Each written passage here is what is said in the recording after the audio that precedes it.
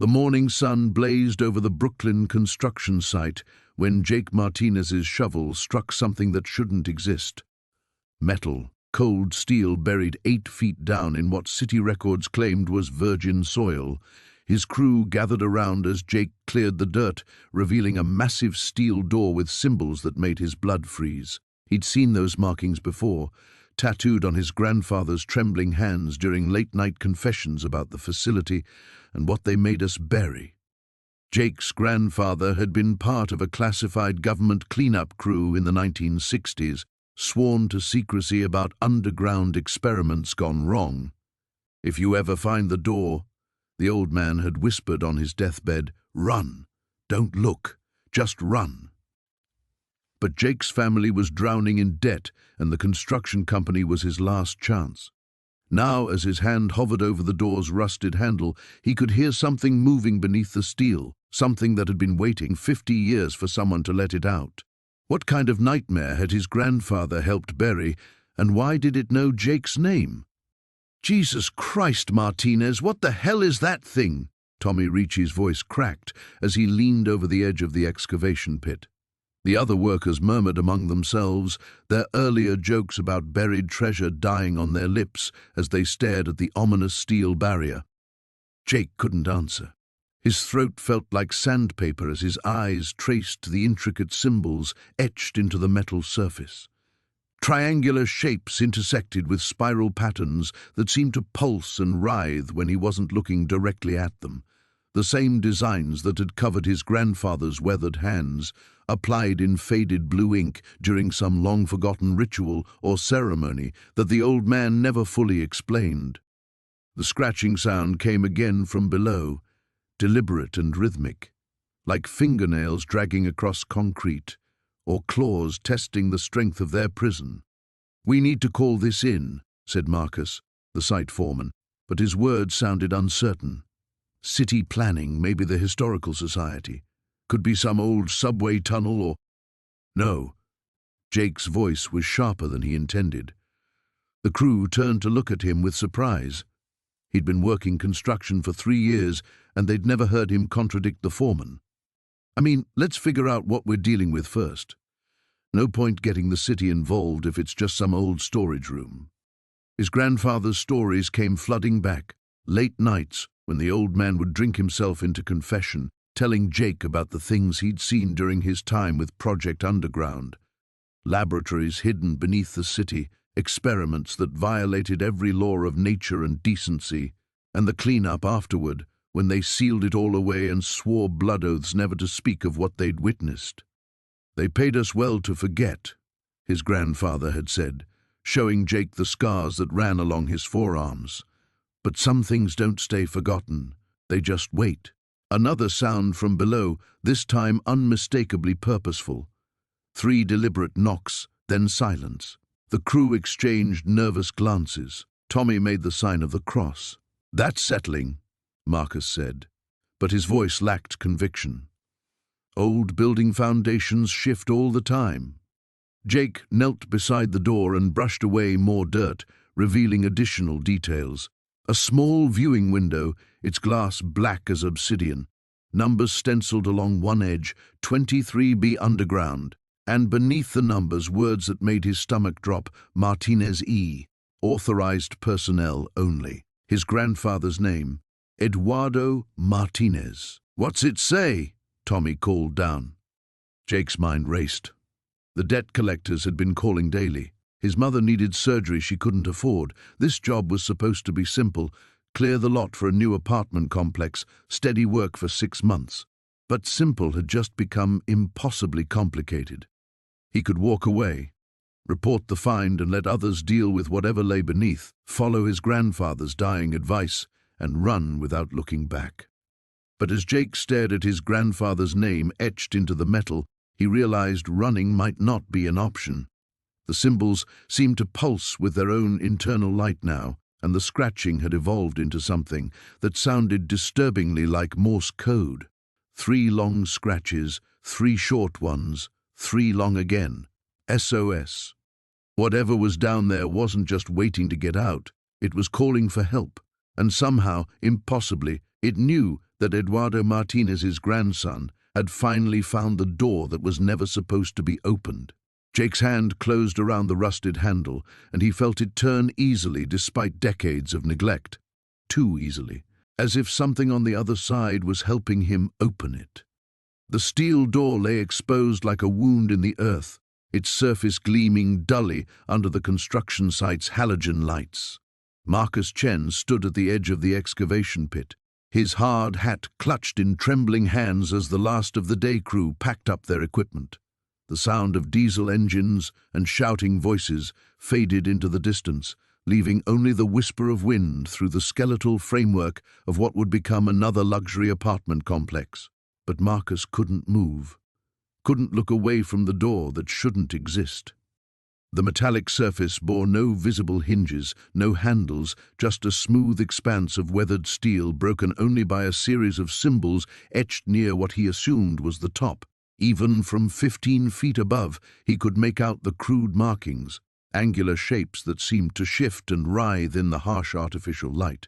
His grandfather's voice echoed in his memory, thick with the accent of old country warnings. Some doors, Marcus boy, they meant to stay closed forever.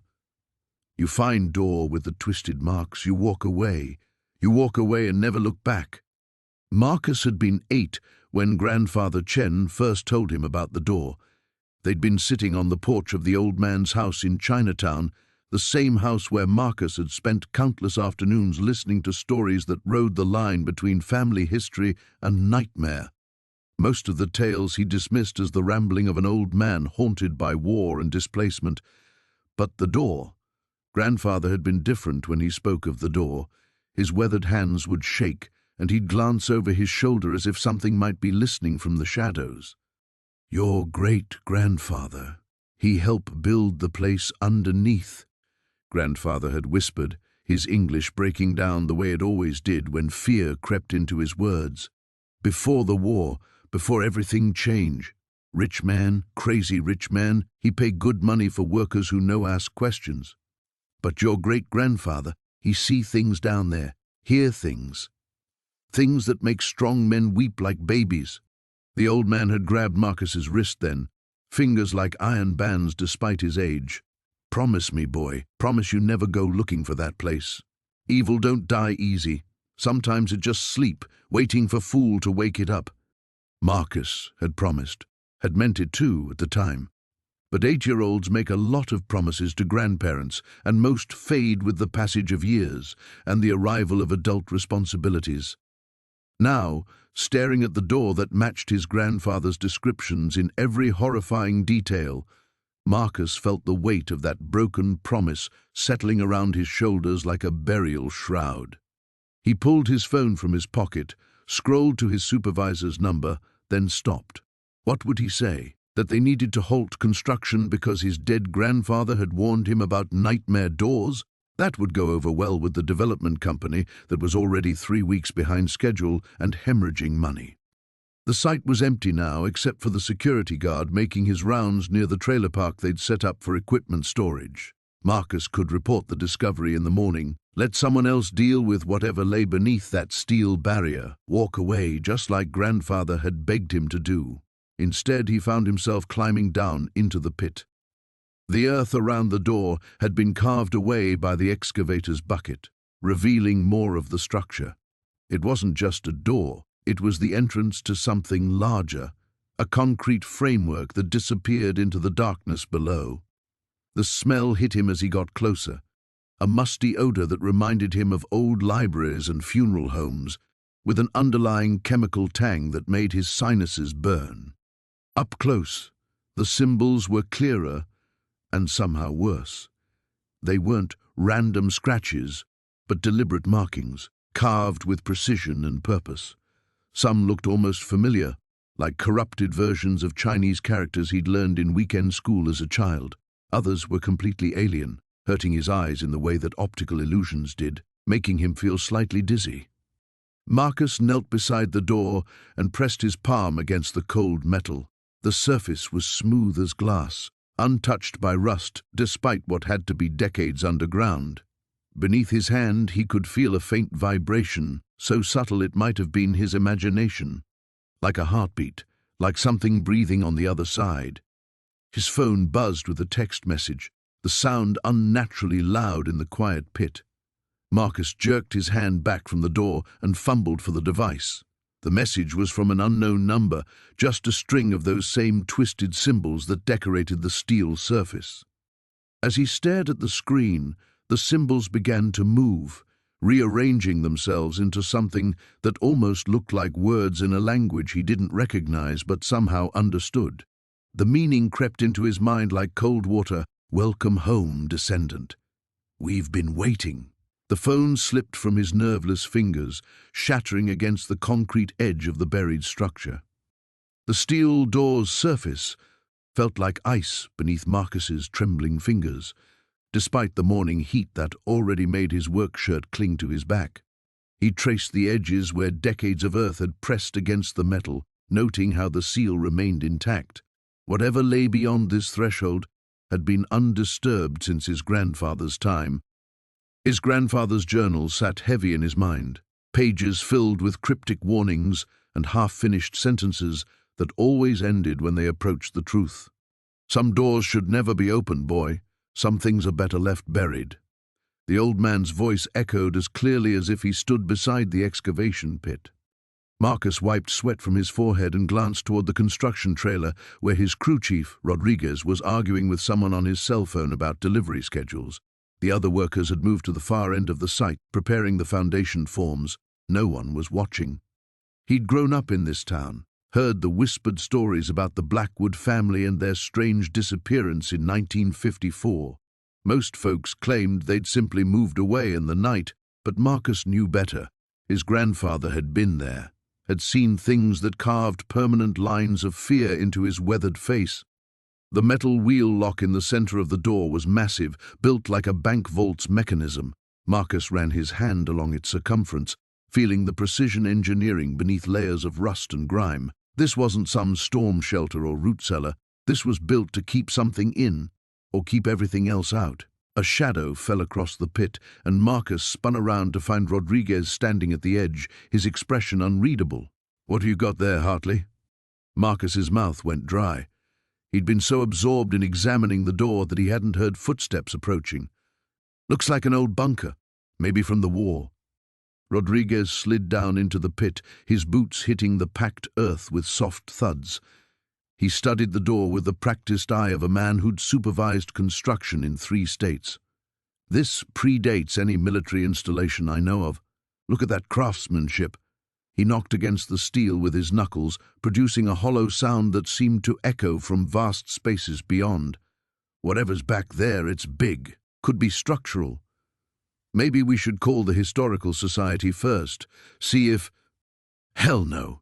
Rodriguez's voice carried the authority of deadlines and profit margins. "We're already 2 days behind schedule. Last thing I need is some preservation committee shutting us down for 6 months while they catalogue every rivet." He examined the wheel lock mechanism. Probably just an old bootlegger's cachet anyway. Prohibition era, most likely. Marcus wanted to argue, to explain about his grandfather's warnings and the Blackwood family legacy, but how could he make Rodriguez understand without sounding like he believed in ghost stories? Instead, he watched in growing dread as his crew chief tested the wheel lock's movement. "Mechanism still functional," Rodriguez muttered. "Built to last." He planted his feet and gripped the wheel with both hands. "Give me a hand here. Maybe we should—" "Now, Hartley." Marcus had no choice but to grab the opposite side of the wheel. Together they applied steady pressure. For a moment, nothing happened. Then, with a grinding shriek of metal against metal, the mechanism began to turn. Each rotation produced sounds that made Marcus's teeth ache, the protest of machinery that had remained motionless for 7 decades. The wheel completed one full revolution, then another. On the 3rd turn, something deep within the door's locking system gave way with a resonant clang that seemed to vibrate through the ground itself. Marcus felt the vibration in his bones, in the pit of his stomach. A thin line of darkness appeared around the door's edges as it shifted slightly inward on its massive hinges. Air rushed out from the gap, not the stale, musty smell Marcus had expected, but something else entirely, something organic and wrong that made him gag and step backward. The smell carried undertones he couldn't identify, sweet and rotten at the same time, like flowers left too long in a tomb. Rodriguez covered his nose with his sleeve. Jesus, what did they store in there? Before Marcus could answer, they heard it. A sound from beyond the door that made them both freeze.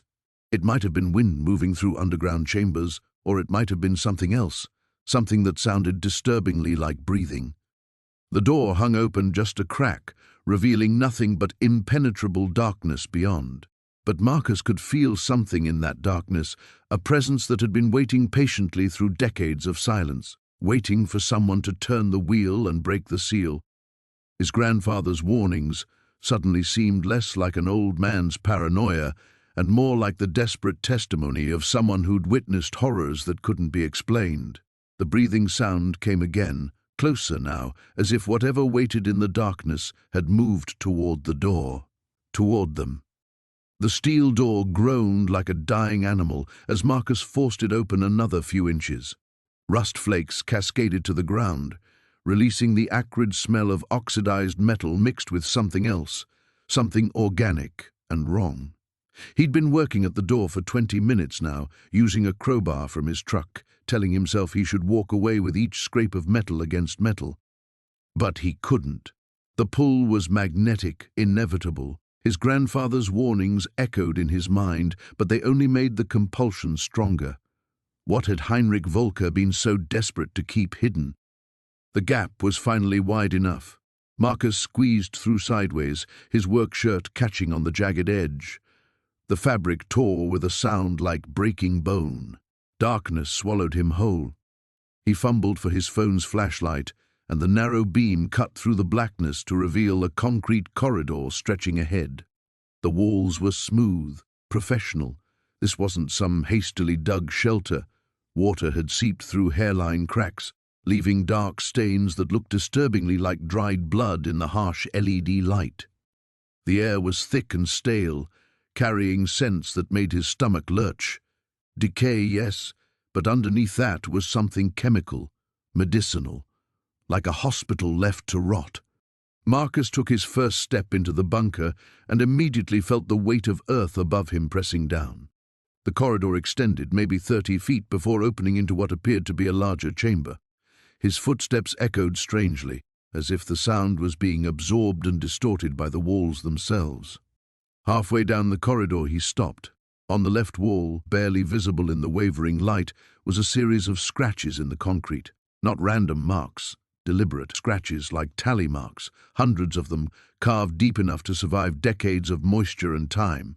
Someone had been counting something, days maybe, or something worse. The chamber ahead revealed itself as he approached. His light swept across banks of electrical equipment, all dead now, covered in a film of moisture and decay, but it was the tables that made him freeze in place. This wasn't a bomb shelter. This was an operating theater. Marcus's breathing came short and fast. His grandfather had been a small-town doctor. Everyone knew that. But this looked like something from a nightmare, a place where medicine crossed the line into horror. Along the far wall stood a series of metal cabinets, their doors slightly ajar. Against his better judgment, Marcus approached the nearest one and pulled it open. Glass vials lined the shelves, most of them empty now, but some still contained residues of various colors: amber, pale green, deep red that looked too much like blood. The labels were in German, written in his grandfather's meticulous handwriting. De Versuch 47. Versuch 48. Versuch 49. Experiment 47. Experiment 48. Experiment 49. His hands shook as he photographed the labels with his phone. The numbers went higher, much higher, into the hundreds. A sound echoed from deeper in the bunker, not the settling of old concrete or the drip of water, but something rhythmic, like breathing. Marcus spun around, his light cutting wild arcs through the darkness. "Hello?" His voice cracked like a teenager's. "Is someone down here?" The sound, stopped. He waited, counting his own heartbeats in the silence, but the breathing didn't resume. Maybe he'd imagined it. Maybe the weight of discovery was making him hear things that weren't there. But as he turned back to the cabinets, his light caught something that made his blood freeze. On the floor beside the examination tables, partially hidden by a fallen piece of equipment, were bones. Human bones, scattered and old, but definitely human. A ribcage here, what looked like a femur there, and partly concealed beneath a rusted instrument tray. A skull, small, child-sized. Marcus stumbled backward, his light dancing crazily. The beam caught other details he'd missed before. Dark stains on the examination tables that weren't rust, instruments scattered on the floor that belonged, in a surgical suite, and on the wall behind the tables, barely visible, more tally marks. But these weren't counting days. Above them, in faded German script, were words that made his grandfather's accent suddenly sound sinister in his memory. A full Gretsch transplantation. Successful transplants. The breathing sound returned, definitely not his imagination this time, coming from a doorway at the far end of the chamber that he hadn't noticed before. A doorway that led deeper into the bunker, into whatever other horrors his grandfather had built in the darkness beneath the Pennsylvania soil. Marcus knew he should run. Every rational part of his mind screamed at him to get out, seal the door, and pretend he'd never found this place. Instead, he walked toward the breathing. Marcus descended the rusted ladder into darkness, each rung groaning under his weight. The beam of his flashlight cut through air thick with decades of stagnation, revealing concrete walls slick with moisture and something darker that he didn't want to identify. Behind him, Jake's heavy breathing echoed in the confined space. "Jesus, it reeks down here," Jake muttered, his voice muffled by the shirt he'd pulled over his nose. "Smells like something died." Marcus's boots hit solid ground with a hollow thud. The bunker stretched before them, a narrow corridor disappearing into blackness. Emergency lighting fixtures hung dead from the ceiling, their glass covers shattered long ago. Water dripped somewhere in the distance, a metronome counting out the years this place had been sealed. "My grandfather used to tell stories," Marcus whispered, though he wasn't sure why he was whispering. The silence demanded it. About experiments, things the government did that they couldn't let people know about. Jake dropped down beside him, fumbling for his own flashlight. "What kind of experiments?" Marcus didn't answer immediately. The beam of his light had found something carved into the wall near the ladder. Numbers, dates, 1953 to 1957. Below them, words scratched deep into the concrete, "God forgive us all." They moved deeper into the bunker, their footsteps unnaturally loud. The corridor branched off into rooms, each sealed behind heavy steel doors. Most were unlocked, hanging open like mouths frozen mid-scream. Marcus peered into the first room and immediately wished he hadn't. Medical equipment filled the space. Ancient gurneys with leather restraints, their metal surfaces stained brown with rust or something worse. Glass cabinets lined the walls, most empty, but a few still contained jars of murky liquid and shapes that might once have been organic.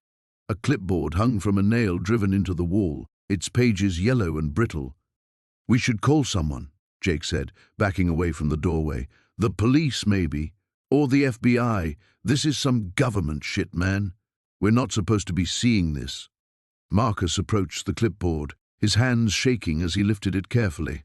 The pages crumbled at his touch, but he could still make out fragments of text, subject numbers, dosages, success rates that hovered near zero, and at the bottom of one page, a signature that made his blood freeze, Dr. Heinrich Voss.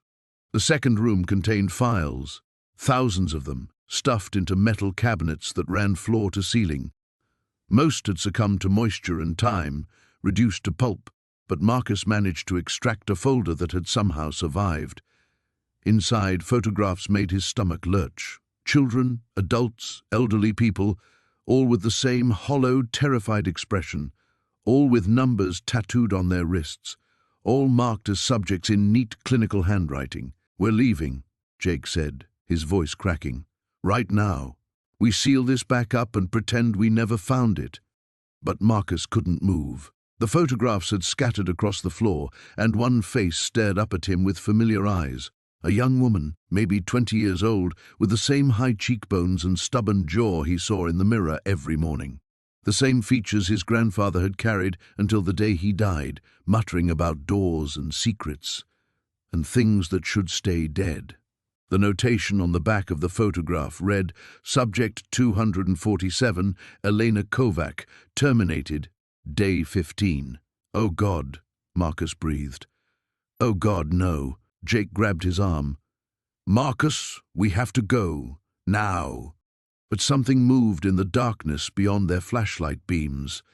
A sound like shuffling feet, like something dragging itself across concrete. The temperature in the bunker seemed to drop 10 degrees in an instant, and both men could see their breath misting in the suddenly frigid air. The sound came again, closer this time, accompanied by a wet, rasping noise that might have been breathing. Marcus clutched the photograph, his grandfather's words finally making terrible sense. Not a warning about what had happened in this place, but about what was still happening. What had been contained here, sealed away from the world, waiting in the dark for someone foolish enough to break the locks that held it prisoner. The shuffling grew louder, and now they could hear something else. A voice, thin and broken, whispering words in a language that predated human speech, words that seemed to crawl inside their skulls and nest there like parasites. Jake was already running for the ladder, his flashlight beam swinging wildly as he fled. But Marcus stood frozen, staring into the darkness where something was moving toward them with deliberate, hungry intent. The photograph crumbled in his grip as he realized the terrible truth. His family hadn't just known about this place. They had been part of it. And now, 4 decades later, it wanted them back. The steel door groaned as Marcus pushed it wider, its hinges protesting with a sound like dying animals. The darkness beyond seemed to swallow his flashlight beam, revealing only fragments of what lay within. Concrete walls stained with decades of moisture, the glint of metal fixtures, and something else that made his stomach clench. "Jesus Christ!" Tommy whispered behind him, his voice echoing strangely in the confined space. "What is this place?" Marcus stepped across the threshold, his work boots squelching against something wet. The air was thick with the smell of rust and decay, but underneath it lurked something sweeter, more organic. Something that reminded him of the time he'd found a dead deer in his backyard shed, 3 weeks after it had crawled in there to die. The bunker stretched further than his light could reach, with corridors branching off into deeper darkness. But it was the main chamber that held his attention. Along the walls, metal shelves stood in neat rows, their contents covered in military green tarps. Whatever the Wehrmacht had stored down here, they'd taken care to preserve it. "We should call someone," Tommy said, but his voice lacked conviction. Marcus could hear the same morbid curiosity in his friend's tone that was driving him forward, deeper into the bunker. Marcus approached the nearest shelf and lifted a corner of the tarp. Glass vials clinked softly against each other, their contents long since crystallized or evaporated. Labels in German script peeled away from the containers, but he could make out fragments, Versuch 23 and Probanden Serie C. The words meant nothing to him, but the small, precise handwriting that covered accompanying notebooks made his skin crawl. "Tommy, look at this." He held up one of the notebooks, its pages yellow and brittle. Diagrams filled the margins, human figures in various stages of what looked like transformation or deterioration. The line drawings were clinical in their precision, showing cross-sections of organs, measurements of bone density, notations about tissue elasticity. Tommy's flashlight joined his, illuminating more of the chamber. "Are those cages?" Marcus followed his friend's beam to the far end of the bunker.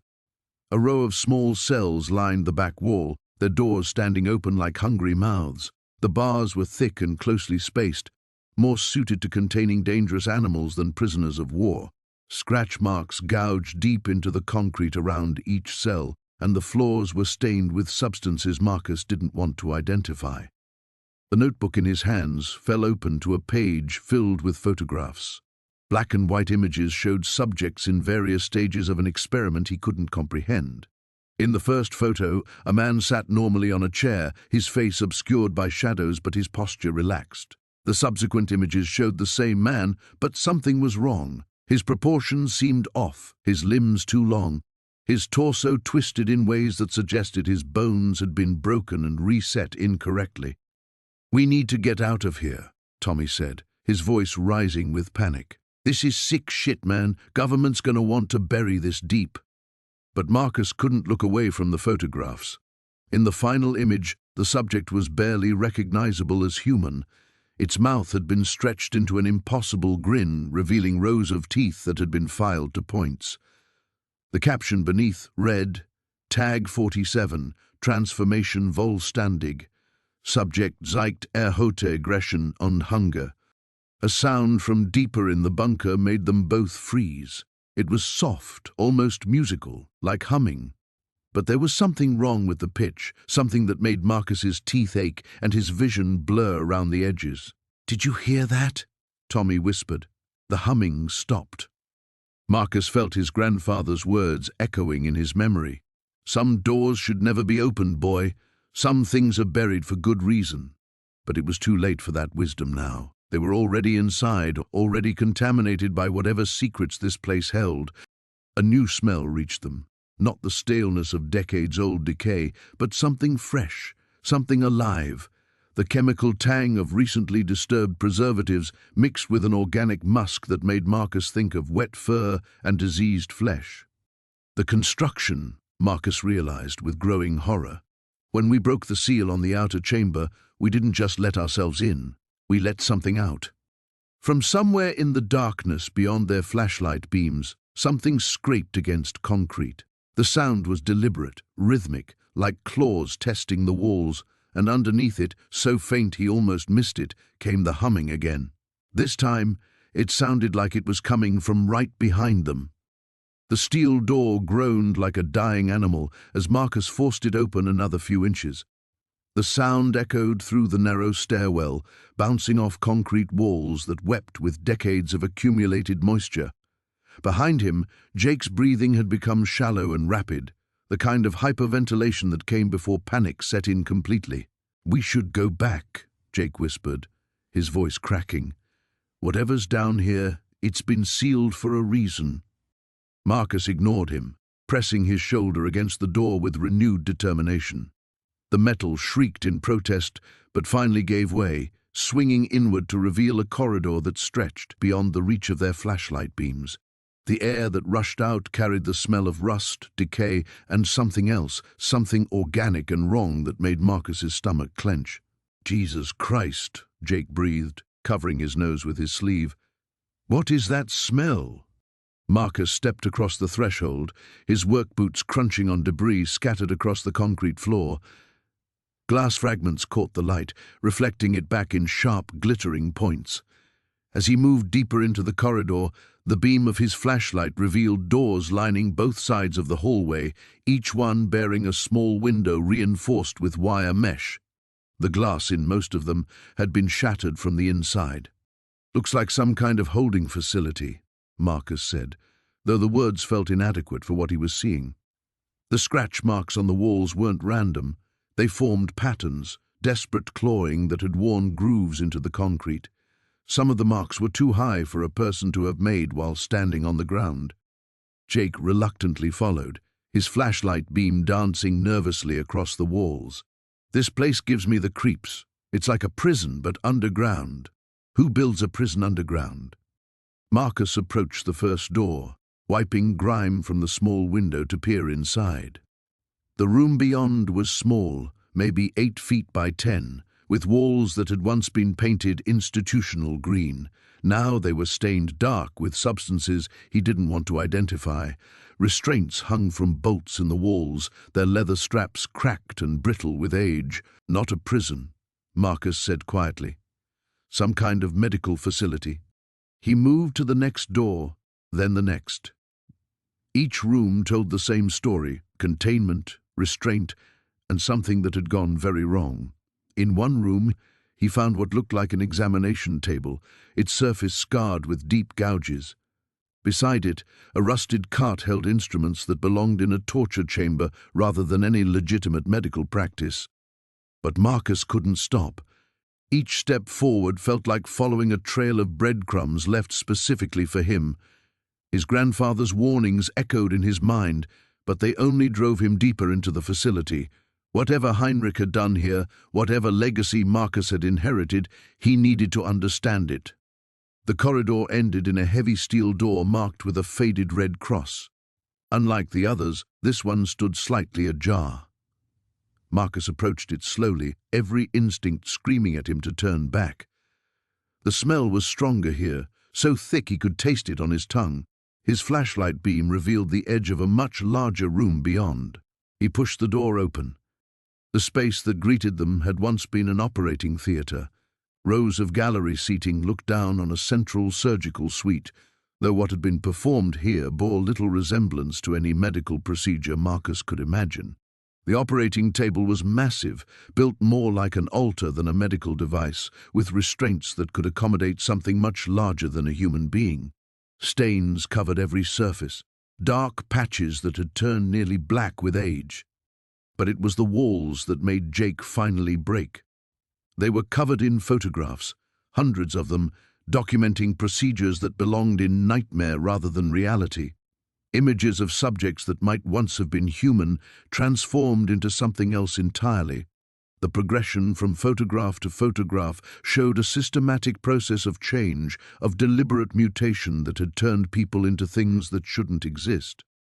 Jake's scream echoed through the chamber as he turned and ran, his footsteps disappearing back down the corridor. Marcus heard him stumbling, falling, scrambling back toward the stairs in blind panic. But Marcus couldn't move. He was transfixed by one particular series of photographs that showed a young woman's transformation over what appeared to be weeks or months. In the final image, she was no longer recognizably human. Marcus's hand trembled as he reached into his pocket and pulled out the old photograph of his grandfather's research team. He held it up beside one of the images on the wall, comparing faces. The similarity was unmistakable. This facility, these experiments, were his family's work. His grandfather hadn't just warned him about the past. He'd warned him about himself. The fluorescent lights flickered overhead as Marcus descended deeper into the bunker, each step echoing off the concrete walls like a countdown. The air grew thicker, carrying scents that reminded him of his grandfather's basement, antiseptic mixed with something organic and wrong. His flashlight beam cut through shadows that seemed to move independently, creating shapes that disappeared when he looked directly at them. The corridor stretched further than the building's footprint should have allowed. Marcus had worked construction long enough to know when dimensions didn't add up, and this place defied every logical measurement. The walls were lined with doors, each bearing a small window reinforced with wire mesh. He approached the first one cautiously, wiping away decades of grime from the glass. Inside, surgical equipment sat arranged on metal tables as if the operator had simply stepped away for lunch. Bone saws, cranial drills, and instruments Marcus couldn't identify gleamed under his flashlight. But what made his stomach lurch were the restraints built into the examination table, worn smooth by struggles he didn't want to imagine. He moved to the next window. This room contained rows of filing cabinets, their metal surfaces rust-stained but intact. Through the grimy glass, he could make out labels written in his grandfather's distinctive handwriting. Names, dates, and what looked like medical terminology filled every visible drawer face. Hundreds of files, maybe thousands. The third room made him step back involuntarily. Glass containers lined the walls from floor to ceiling, each filled with murky preservative fluid. Shapes floated inside, organs, tissue samples, and other specimens that his mind refused to classify. Some containers were large enough to hold entire limbs. Others contained masses that might have once been human, but had been altered in ways that violated every natural law. Marcus fumbled for his phone, desperate to document what he was seeing, but the screen showed no signal. The device felt dead in his hands, as if the bunker itself was draining its power. He pocketed it and continued forward, driven by a compulsion he couldn't name. But it was the photographs covering one entire wall that finally broke something inside Marcus. Hundreds of black and white images documented procedures that belonged in nightmares. His grandfather appeared in many of them, younger but wearing the same cold expression Marcus remembered from childhood. The subjects on the tables were barely recognizable as human, their bodies modified, enhanced, and ultimately destroyed in the name of some twisted research. One photograph stopped Marcus cold.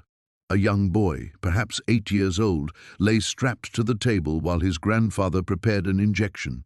The child's face was turned toward the camera, mouth open in a scream that echoed across decades. But it was the resemblance that hit Marcus like a physical blow. The boy could have been Marcus's twin. His hands shaking, Marcus pulled down the photograph and found writing on the back in his grandfather's precise script. Subject 247, Enhancement Protocol, Family Line Continuation Study, terminated due to inadequate bone density. Family Line Continuation Study. The words repeated in Marcus's mind as he scanned more photographs, finding other children who shared his features, his bone structure, his eyes. Generation after generation of his family had been brought here, subjected to procedures that defied medical ethics and human decency. A sound from deeper in the bunker made Marcus freeze. Metal scraping against metal, rhythmic and deliberate. Something was moving in the darkness beyond the operating theater. He clicked off his flashlight and listened, his heart hammering so loudly he was certain it would give away his position. The scraping continued, accompanied now by a wet, shuffling sound. Marcus crept toward the noise, staying close to the wall. Another corridor extended into absolute blackness, and the sounds were coming from somewhere within. But these weren't the sounds of rats or settling building materials. They were too purposeful, too coordinated, too human. As his eyes adjusted, Marcus could make out shapes moving in the distance. Tall, unnaturally thin figures that seemed to glide rather than walk. They hadn't noticed him yet, but their movement patterns suggested intelligence, organization. They were patrolling. Marcus backed away slowly, his grandfather's warnings finally making terrible sense. Some experiments hadn't been terminated. Some subjects had survived, adapted, evolved in the decades since the bunker was sealed, and now Marcus had broken that seal, releasing whatever his grandfather had created into a world that had no defenses against it. The enhanced beings were still down there, waiting in the darkness, and they had been expecting someone to come for them. The steel door groaned as Marcus forced it wider, his flashlight beam cutting through air thick with decades of stagnation. The smell hit him immediately, not decay, but something chemical and antiseptic, like a hospital that had been abandoned mid-operation. His grandfather's journal pressed against his chest where he'd tucked it inside his jacket, the pages feeling heavier with each step into the darkness. The corridor beyond stretched longer than the blueprints had suggested, lined with pipes that disappeared into shadows above. Water dripped somewhere in the distance, each drop echoing like a countdown. Marcus counted his steps, 20, 30, 40, until the hallway opened into what had once been a reception area. Dust motes danced in his flashlight beam as he surveyed the space. A metal desk sat askew, its drawers pulled open and emptied. Filing cabinets lined one wall, their doors hanging like broken wings. But it was the sign mounted above a second doorway that made his blood freeze. Authorized personnel only. Project Nightfall. His grandfather's words echoed in his memory. They called it different things at different times, but the work never stopped. Marcus approached the filing cabinets first, hoping against hope that something had been left behind.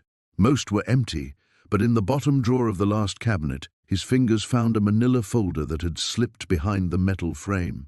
He pulled it free, noting the red stamp across its cover, subject termination, incomplete.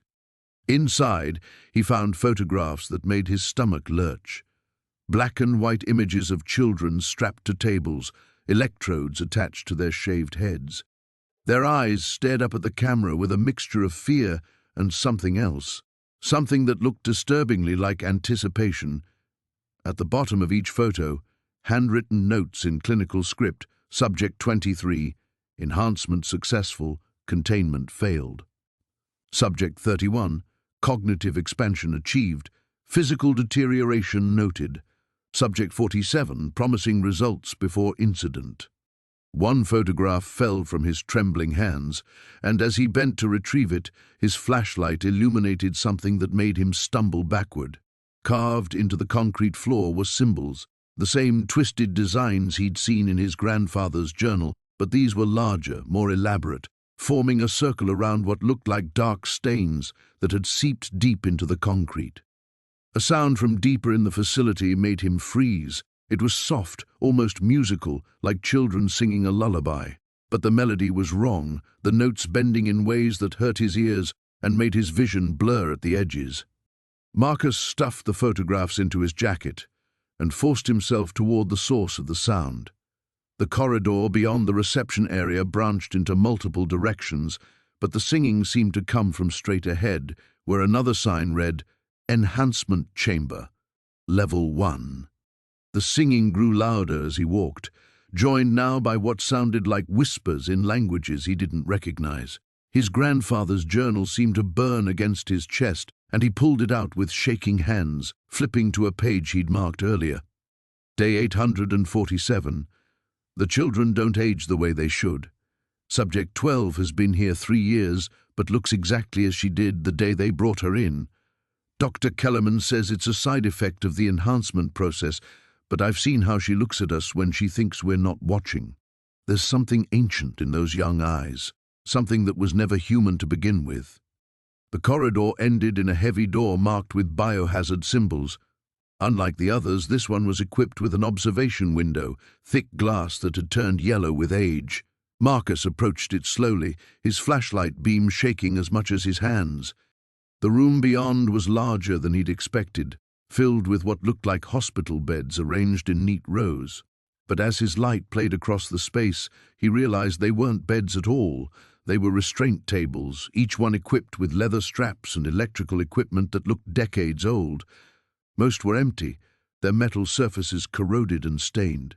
But not all of them. On the table closest to the window, something small and pale lay motionless. Marcus pressed his face against the glass, trying to make out details in the poor light. It was a child, or had been once. The body was perfectly preserved, as if it had been placed there yesterday, but the skin had a waxy, artificial quality that made it look more like a doll than anything that had ever been alive. The singing stopped abruptly, replaced by a silence so complete that Marcus could hear his own heartbeat thundering in his ears. Then, slowly, impossibly, the small form on the table began to sit up. Its head turned toward the window with mechanical precision, and when it smiled, Marcus saw that its teeth were too sharp, too numerous, filling a mouth that opened wider than any child should. But it was the eyes that broke something fundamental in his mind, eyes that held the accumulated weight of decades staring at him with recognition, and something that might have been hunger. The thing that had once been a child pressed its pale hand against the glass from the inside and whispered a single word that somehow carried clearly through the barrier. Grandfather.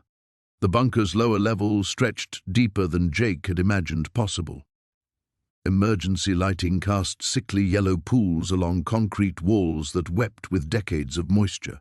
Each step echoed with hollow finality as he descended the metal staircase, following the beam of his flashlight into the bowels of his family's buried shame. The air grew colder with each level, carrying scents that made his stomach clench, antiseptic, mixed with something organic and wrong. Dr. Chen moved beside him with surprising steadiness for someone who just learned her life's work was built on a foundation of atrocities. Marcus brought up the rear, his camera documenting everything with mechanical precision. The construction records were falsified, Chen whispered, her voice barely audible over their footsteps. This facility extends at least 4 stories underground. The university plans show only basement storage. Jake's grandfather's journal felt heavy in his jacket pocket. Each page had revealed more horrors, detailed accounts of experiments that defied human decency, sketches of procedures that belonged in nightmares. And always, always, the name Blackwood scrawled in the margins like a curse. The staircase ended at a reinforced door marked with symbols Jake didn't recognize. Ancient warning signs in multiple languages flanked a central emblem, a twisted tree with roots that looked disturbingly like human limbs. His flashlight beam trembled as he reached for the handle. "Wait." Chen grabbed his wrist. "Look at this." She pointed to a small window set into the door. Through grimy glass, Jake could see into a vast chamber beyond. Rows of metal tables stretched into darkness, each one equipped with restraints and monitoring equipment that looked decades ahead of anything that should have existed in the 1950s. But it was the walls that made his breath catch. They were covered in photographs, hundreds of them, arranged in neat rows like a grotesque gallery. Even through the dirty glass, Jake could make out faces, men, women, children, all bearing expressions of terror that seemed to reach across the decades. "My God," Marcus breathed, his camera clicking rapidly. "This is bigger than we thought. This isn't just about your grandfather, Jake. This is about something that went far beyond one facility." Jake turned the handle. The door opened with surprising ease, as if it had been waiting for them. The smell that rushed out was overwhelming, decay mixed with chemicals and something else, something that seemed to crawl into his nostrils and make itself at home. They stepped into the chamber, their flashlights cutting through darkness that felt almost solid. The photographs on the walls came into sharper focus, and Jake realized with growing horror that many of the faces looked familiar. Not because he'd seen them before, but because they shared features with people he knew. The shape of his own eyes stared back at him from a dozen different faces spanning decades.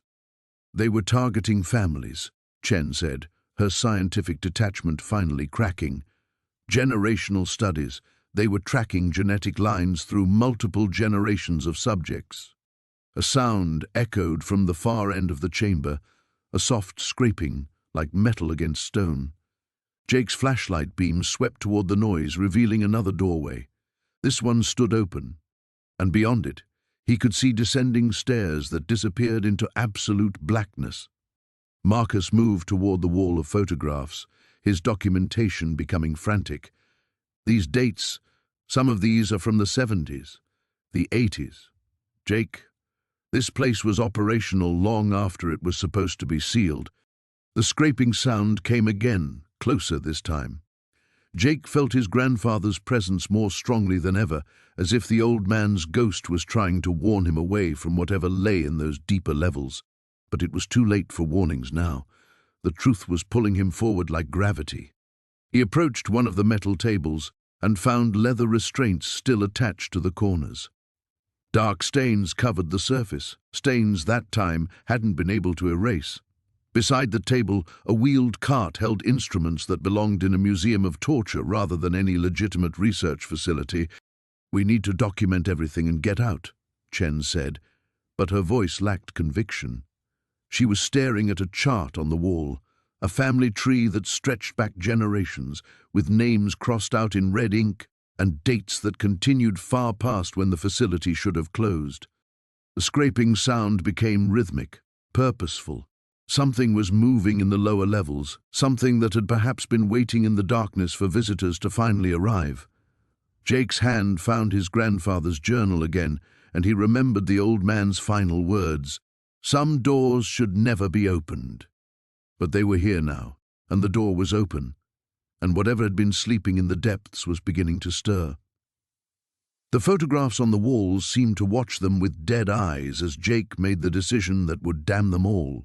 He started toward the open doorway and the stairs that led even deeper into the earth. The screaming had stopped 3 hours ago, but Marcus could still hear it echoing in his mind as he sat in the darkened brake trailer, hands wrapped around a cup of coffee that had long gone cold. Outside, the construction site buzzed with activity, police cars, ambulances, and officials in suits who'd arrived without explanation and taken control of everything. Dr. Sarah Chen hadn't made it. The image burned behind his eyelids, Sarah's face contorting as something invisible seemed to tear at her from within, her body convulsing before she collapsed in the bunker's main corridor. The medics had worked on her for 20 minutes before calling it. Heart failure, they said, but Marcus knew better.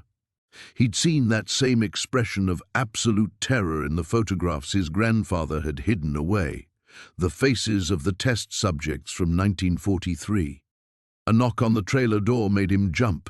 Agent Morrison entered without waiting for permission, his grey suit somehow still crisp despite spending the morning in the underground facility. Behind him came a woman Marcus didn't recognize, tall and severe, with silver hair pulled back in a tight bun. "Mr. Webb," Morrison said, settling into the chair across from him. "This is Dr. Elizabeth Voss from the Department of Energy. She has some questions." Dr. Voss studied him with pale blue eyes that seemed to see straight through him.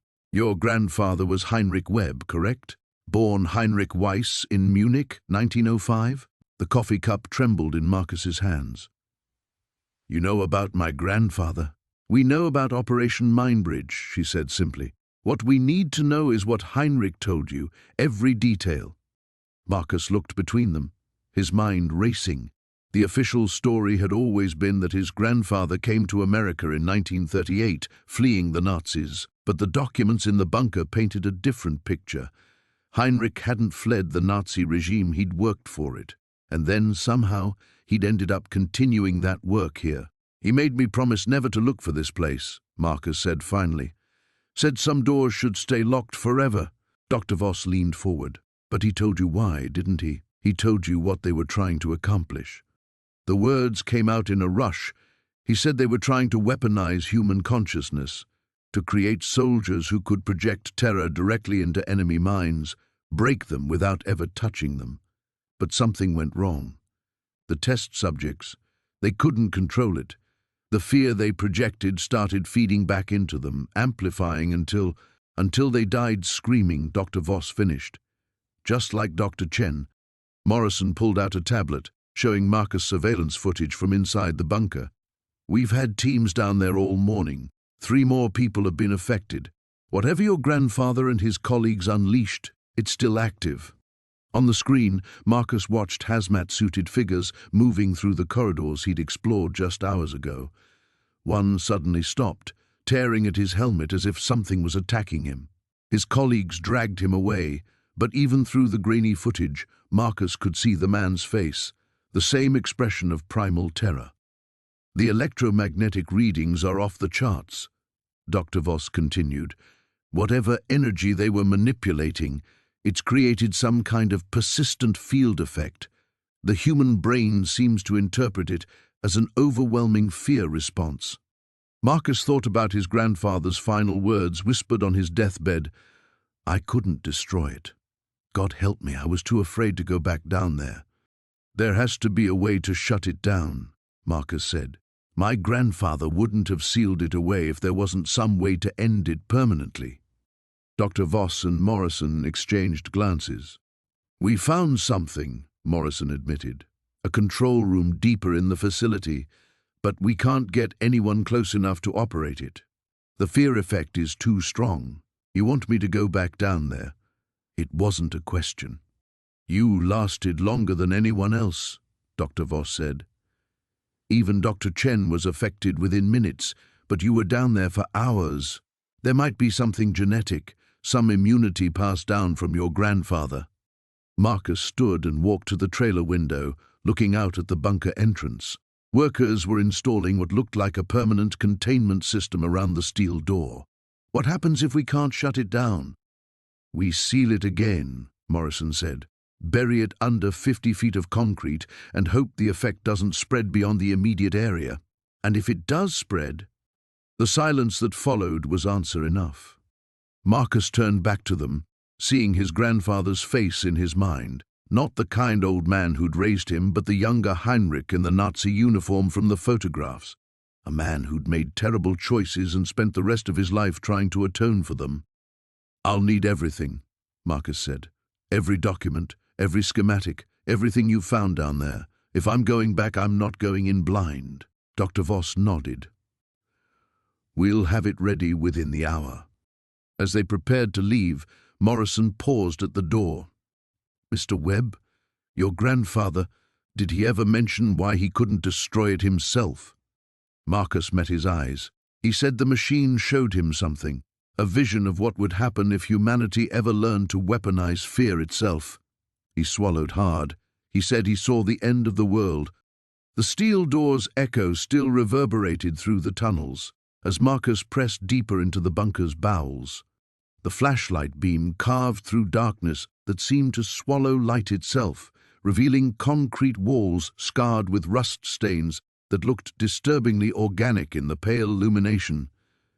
Each step forward felt like descending into his grandfather's nightmares, made manifest. The corridor stretched longer than the building's footprint above, confirming his growing suspicion that this place extended far beyond what any construction survey had indicated. The air grew thicker with each breath, carrying scents of decay and something else, something chemical and sharp that made his sinuses burn. Sarah's voice crackled through the radio clipped to his belt, barely audible through the static. "Marcus, the police are here. They're asking about the site foreman. Where are you?" He fumbled for the radio with trembling fingers, still below. "Sarah, whatever you do, don't let them come down here. Not yet." "What are you talking about? Marcus, you sound—" The transmission cut to white noise as he rounded a corner and found himself facing a heavy wooden door, its surface carved with symbols that made his vision swim. The same symbols from his grandfather's journal, the ones that had haunted his childhood dreams. But seeing them here, carved deep into wood that should have rotted decades ago, sent ice through his veins. The door stood slightly ajar. Beyond it, a faint amber glow pulsed with the rhythm of a slow heartbeat. Marcus knew he should turn back, should run up those stairs and seal this place forever, as his grandfather had intended. Instead, his hand moved of its own accord, pushing the door open. The chamber beyond defied comprehension.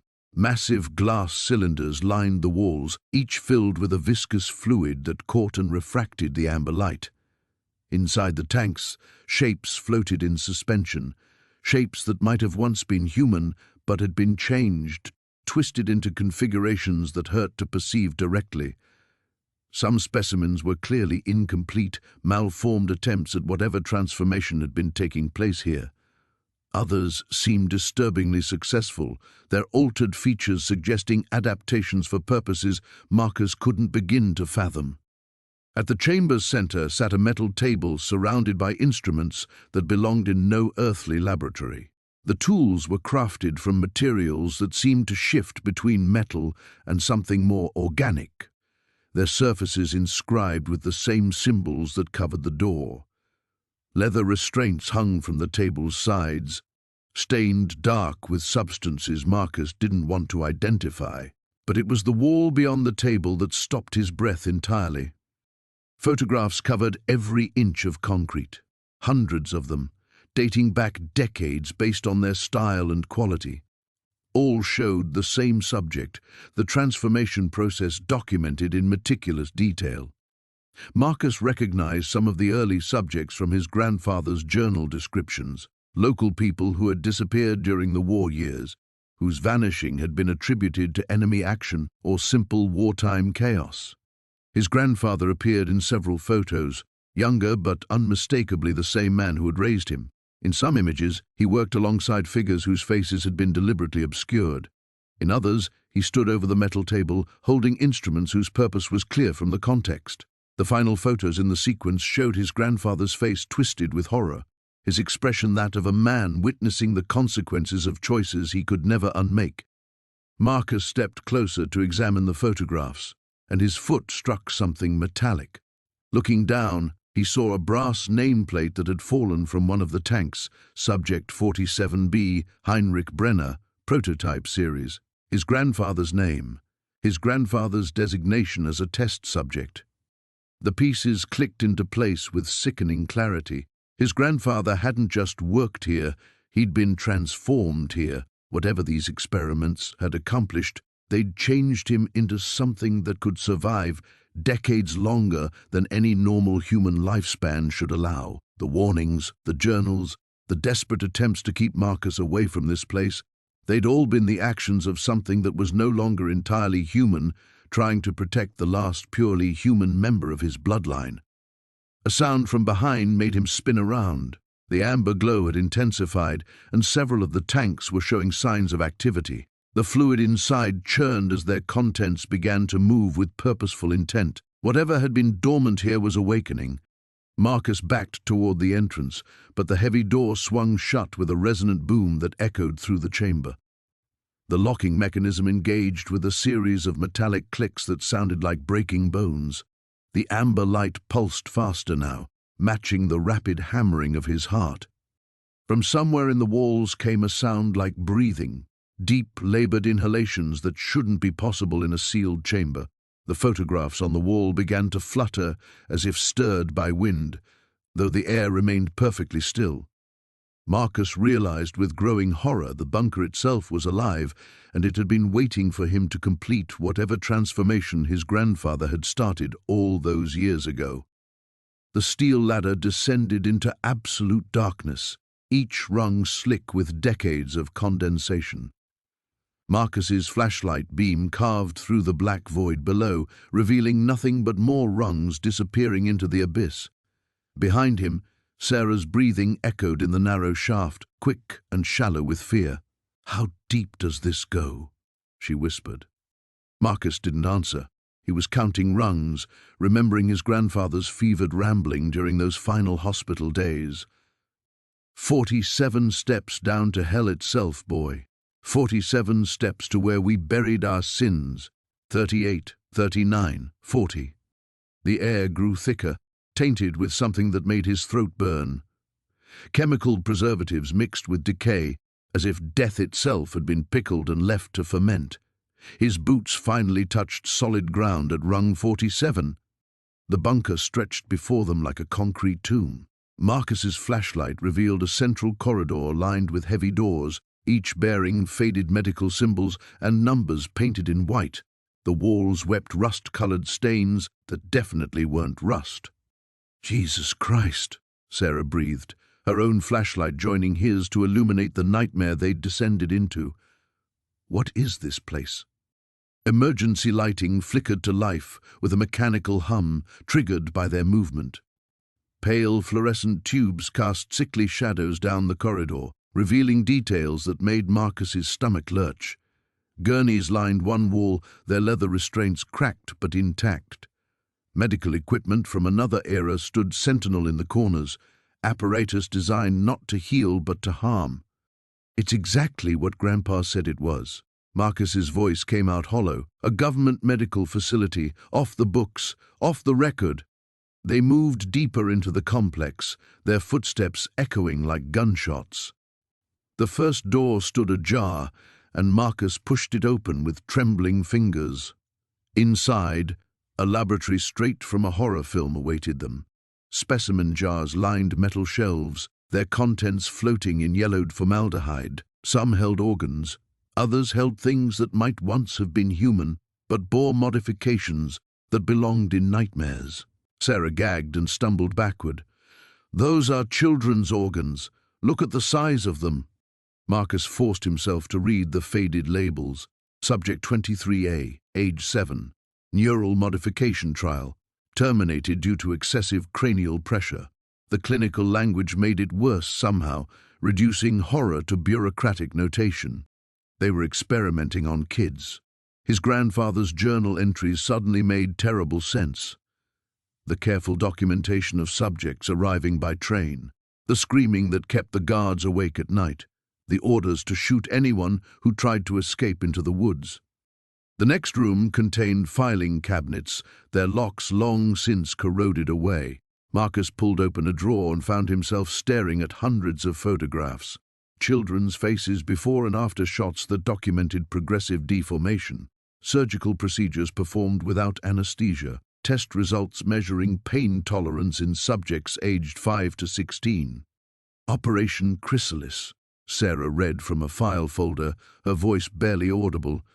Psychological conditioning through trauma induction, subjects showing remarkable adaptability to extreme stress environments, recommended for expansion. They found the dormitories next, rows of metal beds, each equipped with restraints. The mattresses had rotted away, but chalk marks on the walls remained, desperate tallies kept by small fingers, days in captivity, friends who disappeared. A calendar scratched into the concrete, tracking months that became years. "How long did this go on?" Sarah asked. Marcus checked the dates on the files. 1943 to 1968, 25 years. His grandfather had been stationed here for the final 3 years, part of the military police unit that maintained security. No wonder the man had drunk himself into early graves, muttering about sins that couldn't be forgiven. The corridor led deeper, past rooms filled with surgical equipment and others that defied explanation. A chamber lined with speakers, its walls stained with what might have been blood or might have been something worse. Another room containing only a drain in the center of the floor and hooks hanging from the ceiling. They reached the end of the corridor and found themselves facing a final door, larger than the others. This one was marked with a single word, nursery. Marcus's hand shook as he reached for the handle. Whatever lay beyond this door was why his grandfather had spent his final years terrified of the dark, why he'd made Marcus promise to let the past stay buried. "We can still leave," Sarah said. "We can seal this place back up and pretend we never found it." But Marcus was already turning the handle. The door swung open with a rusty shriek, and their flashlight beams revealed the final horror. Row upon row of cribs, their tiny occupants still present after all these years. Not skeletons, something had preserved them, mummified them in their final moments of agony. And from somewhere in the darkness beyond their lights, something moved. Something that had been waiting in this buried hell for over 50 years, something that recognized the family resemblance in Marcus's face. The past wasn't dead, it was just sleeping. The metal stairs rang hollow beneath Marcus's boots as he descended into absolute darkness, the beam of his flashlight cutting through air thick with decades of stagnation. Each step downward felt like a betrayal of his grandfather's warnings, but the pull was irresistible now. The bunker had waited 60 years for him to find it, and he could feel its hunger radiating from the walls. The staircase ended at another door, this one unlocked. Beyond lay a narrow corridor lined with rusted pipes and electrical conduits that snaked along the concrete ceiling like dead veins. Water dripped somewhere in the distance, each drop echoing with metronomic precision. The air tasted of copper and decay. Marcus pressed forward, his light revealing doors on either side of the hallway. The first room contained rows of empty metal shelves, their surfaces filmed with dust and corrosion. Laboratory equipment sat abandoned on steel tables, beakers, centrifuges, microscopes that looked decades ahead of their time for a facility supposedly built in the 1940s. Everything bore the same symbol he'd seen upstairs, the twisted double helix wrapped in thorns. The second room made him step back involuntarily. Medical chairs sat bolted to the floor, their leather restraints cracked and brittle. Surgical instruments lay scattered across wheeled trays, stained with substances that had long since dried to black residue. Charts covered one wall, displaying human anatomical drawings marked with notes in his grandfather's handwriting. Words like successful integration and subject mortality acceptable stood out in the harsh lead beam. But it was the photographs that made his stomach lurch. Dozens of them, pinned to a corkboard like trophies. Children, adults, entire families, all bearing the same hollow expression in their eyes, the same slack-jawed emptiness he'd seen in Tommy Chen's face. At the center hung a larger photo, his grandfather in a white lab coat, standing proudly beside a man Marcus didn't recognize, both of them smiling at the camera while a group of those empty-eyed subjects stood arranged behind them like mannequins. The date on the photo was 1962, 18 years after the war had ended. Marcus's hands shook as he studied his grandfather's face in the image. This wasn't the warm, protective man who'd raised him, who'd told him bedtime stories and taught him to fix engines. This was someone else entirely, someone who looked at human beings as raw materials for his experiments. A sound echoed from deeper in the bunker. Footsteps. Marcus killed his flashlight and pressed himself against the wall, heart hammering. The steps were slow, deliberate, accompanied by a wet dragging sound. They grew closer, and he caught the scent that had been haunting the construction site, that mixture of formaldehyde and rot that seemed to cling to everything down here. Light appeared at the far end of the corridor. Not electric light, but the pale phosphorescent glow he'd seen in Tommy's eyes. It moved with purpose, casting dancing shadows on the walls as it approached. Marcus forced himself to remain still as the figure rounded the corner. It had once been human. He could tell that much from its basic shape, but whatever process had been performed on it had left it fundamentally changed. Its skin had taken on a translucent quality that allowed the luminescent fluid in its veins to show through like a roadmap of corruption. When it turned its head, scanning the hallway, Marcus saw its eyes were completely white, pupilless, glowing with that same sickly radiance. The thing paused directly outside the medical room where Marcus hid, its head tilted, nostrils flaring as it tasted the air. For a terrifying moment, Marcus thought it had detected him, but then it continued down the hallway, that wet dragging sound marking its progress. When the glow finally faded, Marcus waited another full minute before reactivating his flashlight. He had to get out of here, had to process what he'd seen, but something compelled him to continue deeper into the bunker. At the end of the corridor, a final door stood slightly ajar. The room beyond was larger than the others, clearly the heart of the operation. Banks of monitoring equipment lined the walls, their screens dark but somehow still menacing. In the center sat a chair that was part medical device, part electric chair, part something else entirely. Cables and tubes extended from it like tentacles, connecting to machines whose purpose Marcus couldn't begin to guess. But it was the journal on the nearby desk that made everything click into place. His grandfather's handwriting filled page after page, documenting experiments, recording failures, celebrating breakthroughs. The entries spanned decades, the last one dated just 5 years ago, 3 years after his grandfather's supposed death. Marcus read with growing horror as the truth unfolded. The bunker hadn't been abandoned after the war, it had been the beginning of something much worse. His grandfather hadn't died in that nursing home bed. He'd simply moved his work underground, perfecting a process that turned human beings into something else entirely. And according to the final entry, the first phase was nearly complete. The emergency lights cast everything in hellish red as Jake pulled Elena through the collapsing corridors. Behind them, the sound of grinding metal and splintering concrete echoed through the bunker as decades old. Support beams finally surrendered to time and violence. The architect's death scream still rang in Jake's ears, a sound that seemed to have awakened something fundamental in the structure itself. The elevator shaft, Elena gasped, blood trickling from a cut on her forehead. "It's our only way up." They rounded a corner, and Jake's heart sank. Where the elevator had been was now a twisted mass of cables and debris. The explosion that had killed the architect had sent shockwaves through the entire facility, and the ancient machinery had finally given up its ghost. "The maintenance ladder," Jake said, pointing to a narrow shaft beside the ruined elevator. "It has to lead up." They squeezed into the cramped space, just as another section of ceiling collapsed behind them. The ladder rungs were slick with condensation and rust, some breaking away under their weight as they climbed. Below, Jake could hear the groaning of metal and the distant crash of falling debris. Elena climbed above him, her movements becoming more labored with each rung. "Jake," she called down, her voice strained. "I can see light, real light."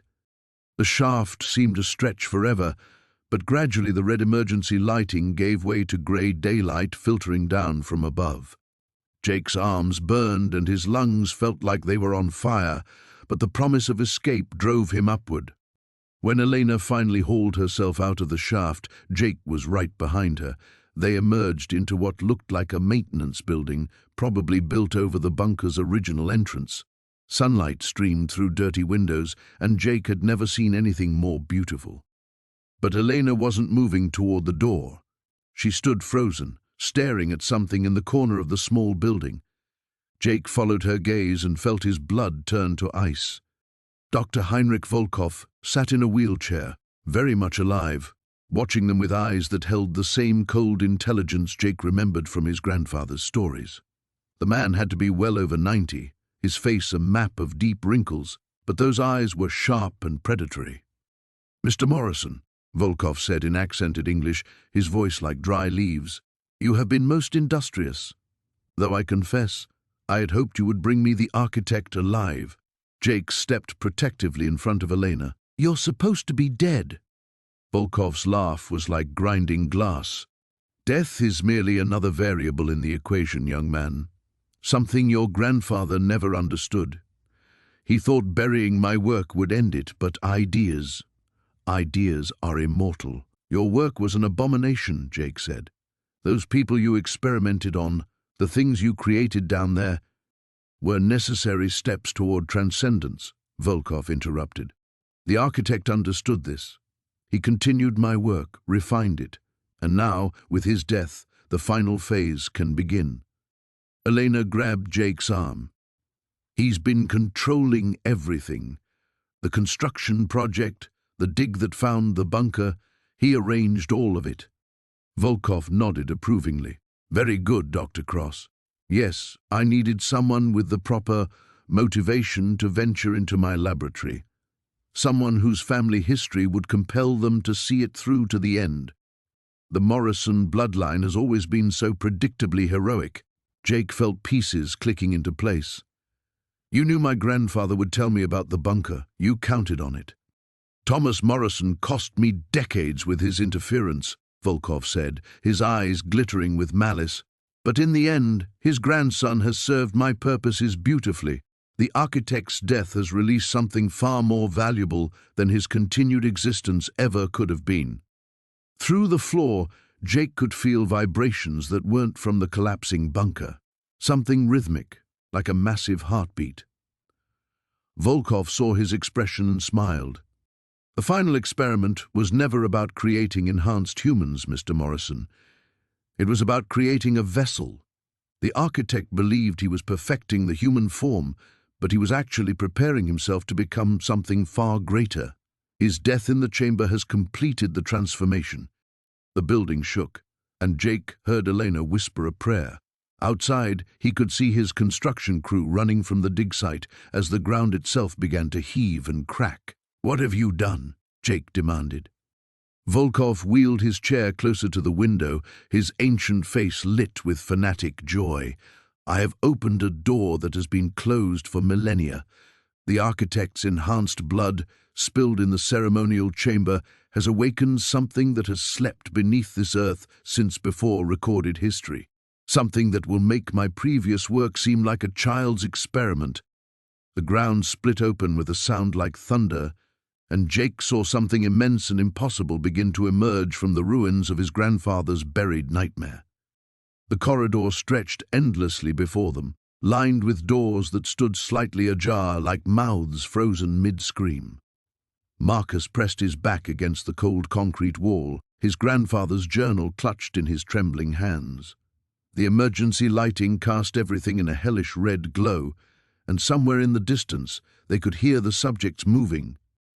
"We need to reach the main laboratory," Sarah whispered, her voice barely audible above the electrical hum that seemed to emanate from the walls themselves. "If your grandfather's notes are right, that's where we'll find the kill switch." Marcus nodded, though every instinct screamed at him to run. Through the nearest doorway he could see metal examination tables stained with decades, old blood, surgical instruments scattered across the floor like broken teeth. His grandfather had described this place in his final entries, but seeing it made the horror tangible in a way that words never could. They moved carefully down the corridor, stepping over debris and avoiding the pools of unknown liquid that had leaked from the containment units. Behind one door, something scraped against metal with rhythmic persistence. Behind another, they heard what sounded like crying, but the sound was wrong, distorted, as if it came from vocal cords that had been fundamentally altered.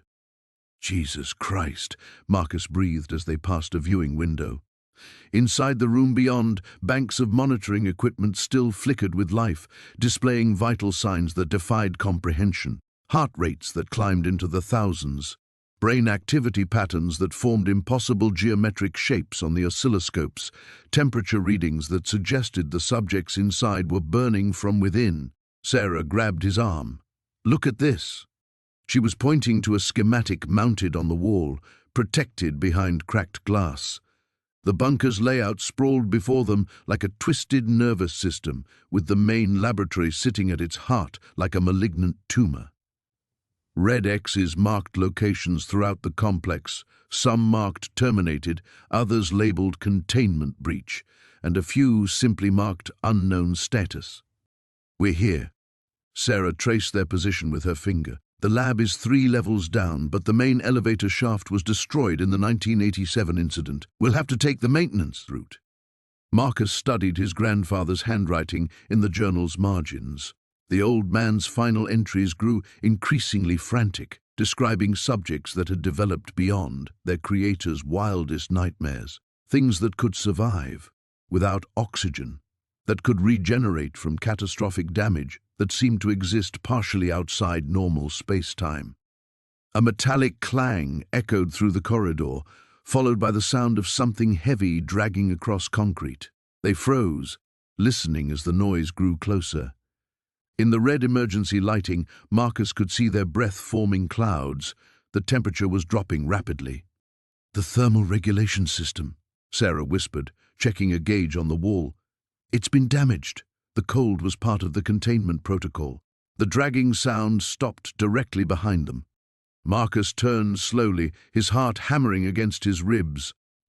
At the far end of the corridor, a figure stood silhouetted against the emergency lighting. It might have been human once, but the proportions were wrong. Too tall, too thin, with limbs that bent at impossible angles, its head tilted as it regarded them, and Marcus could see the glint of surgical hardware embedded in its skull. "Subject 17, he read from his grandfather's notes. "Enhanced skeletal structure, experimental neural implants. Last recorded as deceased in 1985. The figure began moving toward them with a peculiar gait, as if it was learning to walk all over again. With each step, Marcus could hear the whir of mechanical components and the wet sound of organic tissue stretching beyond its natural limits. They ran. The maintenance shaft was exactly where the schematic indicated, hidden behind a panel that Sarah managed to pry open with a crowbar from the construction site above. The space beyond was barely large enough to crawl through, filled with pipes and electrical conduits that sparked ominously as they passed. Behind them, they could hear Subject 17 attempting to follow, its modified anatomy scraping against the shaft walls with sounds like fingernails on metal, but whatever had been done to it had made it too large for the narrow space. They emerged into a lower level that was noticeably different from the areas above. Here, the walls were lined with thick lead plating, and the air itself seemed to shimmer with residual energy. Warning symbols covered every surface, radiation warnings, biohazard markers, and others that Marcus didn't recognize. The main laboratory lay just ahead, its massive doors standing open like the entrance to some technological cathedral. Inside, banks of computers still hummed with power, their screens displaying data streams that had been running continuously for over 30 years. At the center of it all sat a control console that looked like something from a science fiction nightmare. But it wasn't the technology that made Marcus's blood run cold. It was the figure seated at the console, a man in a lab coat whose face was obscured by shadow, his fingers still poised over the keyboard as if he'd been typing just moments before. The nameplate on his desk read Dr. Heinrich Weber, his grandfather's partner, the man who should have died decades ago. The steel door groaned as Marcus forced it open wider, his grandfather's journal clutched in his trembling hand. The flashlight beam cut through decades of stagnant air, revealing concrete walls lined with metal shelves and equipment he couldn't identify. But it was the smell that hit him first, antiseptic mixed with something sour and organic, like old meat left too long in the sun.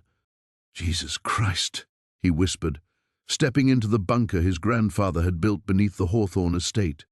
The door sealed behind him with a hollow clang that echoed through the underground chamber. The journal had revealed everything in his grandfather's meticulous handwriting. How Thomas Hawthorne had discovered something in the woods behind his property in 1952. How it had spoken to him in dreams, promising knowledge beyond human comprehension. How Thomas had built this bunker not as a sanctuary, but as a laboratory. Marcus's flashlight swept across the shelves, illuminating rows of glass jars filled with murky fluid. Things floated inside them, twisted shapes that might have once been organic tissue, but were now something else entirely, something that pulsed with its own sick rhythm even after all these years. A low humming filled the air, barely audible but vibrating through his bones. He followed the sound deeper into the bunker, past banks of machinery that looked decades ahead of anything that should have existed in the 1950s, curved panels covered in symbols that hurt to look at directly, wires that seemed to squirm when caught in his peripheral vision. The humming grew louder as he approached the far wall. Here, behind a barrier of thick glass, was the source of everything his grandfather had warned him about, the thing Thomas Hawthorne had found in the woods and brought down here to study. It wasn't dead. It had never been dead. The creature pressed against the glass with appendages that shifted between solid matter and something that resembled liquid shadow. Its form was impossible to focus on, one moment appearing almost human, the next revealing geometries that belonged to no earthly anatomy. Eyes opened and closed along what might have been its torso, each one tracking Marcus's movement with alien intelligence. The journal slipped from his fingers as understanding crashed over him. His grandfather hadn't been trying to contain this thing. He'd been feeding it, nurturing it.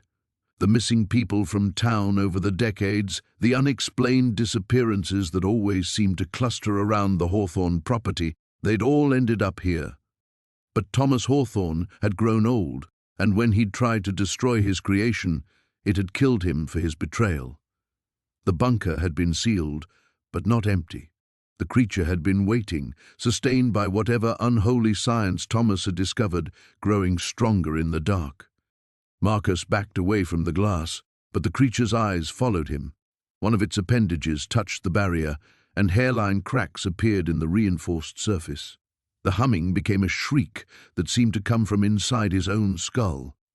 He understood now why his grandfather's final journal entry had been so desperate, so filled with warnings.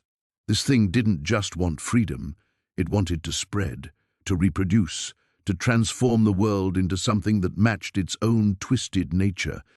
The glass cracked further. Whatever containment system Thomas had built was finally failing after 70 years of holding back something that should never have been disturbed. Marcus fumbled for his phone, but the screen showed no signal. The concrete and steel of the bunker formed a perfect cage, trapping him here with his family's greatest shame. He thought about Sarah waiting for him at home, about the normal life he'd built far from the shadows of his grandfather's legacy. The creature pressed harder against the glass, and Marcus heard the sharp ping of another crack forming. He had minutes at most before it broke free. The bunker's ventilation system would carry its influence up into the world above, where it would find fresh minds to corrupt and bodies to transform. His flashlight beam fell on a red lever mounted on the wall, an emergency system his grandfather had installed as a final fail-safe. According to the journal, it would flood the bunker with a chemical compound designed to neutralize the creature. But the system was old, possibly corroded. There was no guarantee it would work. And even if it did, Marcus would be trapped down here with whatever toxic payload his grandfather had prepared. The glass shattered. The creature flowed through the opening like living darkness, its form expanding to fill the chamber. Tendrils of shadow reached toward Marcus, and where they touched the concrete walls, the surface began to writhe and change. He lunged for the lever, his grandfather's final words echoing in his mind. Some doors should never be opened. Some secrets should die with those who keep them. The lever engaged with a metallic click, and somewhere in the walls, ancient machinery began to wake. The bunker's steel door groaned shut behind me with a finality that seemed to echo through my bones. I pressed my back against the cold metal, breathing hard in the pre-dawn darkness, listening for any sign that the thing that had been my grandfather was following. But there was only silence now, the terrible, Absolute silence of the dead finally at rest. My hands shook as I pulled out my phone, its screen casting pale blue light across my dirt-stained face. The signal was weak, but it was enough. I dialed 911 first, then the fire department, then anyone else I could think of who might have the equipment to seal this place properly. Not just locked, sealed, buried, forgotten. "There's been a gas leak at the Millfield construction site," I told the dispatcher, my voice surprisingly steady. "Major structural collapse. We need hazmat teams and heavy equipment." It wasn't entirely a lie. The bunker's air had reeked of chemicals and decay, and something down there had definitely collapsed. My family's carefully constructed wall of silence. While I waited for the emergency crews, I walked to the edge of the excavation site and looked back at the innocuous steel rectangle that had started this nightmare. Soon dump trucks would arrive. Concrete would be poured. The earth would swallow this cursed place whole, and maybe, just maybe, the dead would stay buried this time. The first responders arrived as the sun crested the horizon, painting the sky in shades of orange and pink that reminded me sickeningly of the chemical flames I'd left burning below.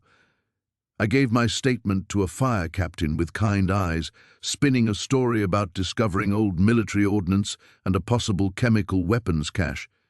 His expression grew increasingly grave as I described the hazardous materials and unstable conditions I'd encountered. "Military cleanup crews will be here by noon," he assured me, unknowingly sealing the fate of the bunker and everything in it. "This whole area will be off limits for months while they sort through whatever's down there." Perfect. By the time any official investigation concluded, the bunker would be a concrete tomb, and the paperwork would ensure it stayed that way forever. I spent the rest of the morning at the hospital, getting checked for chemical exposure and giving statements to various officials. The doctors found nothing wrong with me physically, but I could see the concern in their eyes when they noted my elevated heart rate and the tremor in my hands that wouldn't stop. They prescribed sedatives and recommended therapy. I accepted both, knowing I'd need every tool available to process what I'd experienced in those depths. On my way home, I stopped at the public library. The basement archives held decades of local newspapers, and I spent hours searching through microfilm until I found what I was looking for.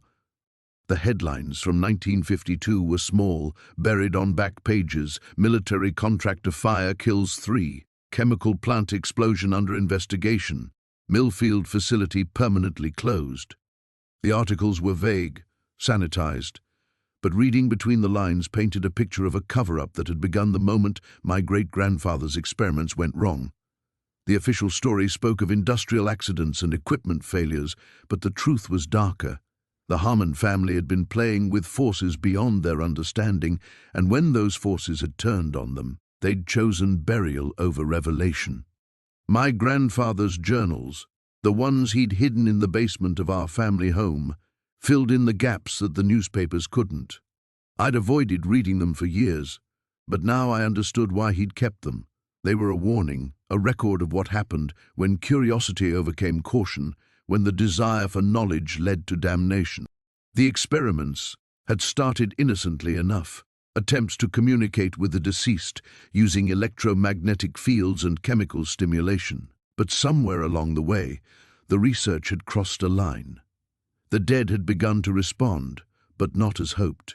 Instead of peaceful communication, there had been rage, hunger, an insatiable need to return to the world of the living by any means necessary. My great-grandfather had created something that shouldn't exist, a bridge between life and death that went both ways. And when the subjects began to change, to become something neither alive nor properly dead, the military had stepped in to contain the disaster. Now, 3 generations later, I understood the weight of the family secret I'd inherited, the knowledge that some doors should never be opened, some boundaries never crossed. The bunker was sealed again, its horrors contained, but the responsibility to keep it that way would pass to my children and their children after them. I drove home as the sun set, past the construction site where yellow tape and government vehicles surrounded the buried entrance to hell. In my rearview mirror, I watched the flashing lights fade into darkness, carrying with them the last visible trace of my family's greatest shame. The legacy would continue, but it would be a legacy of guardianship now, not hubris. Some secrets were meant to stay buried, and I would make sure this one never saw daylight again.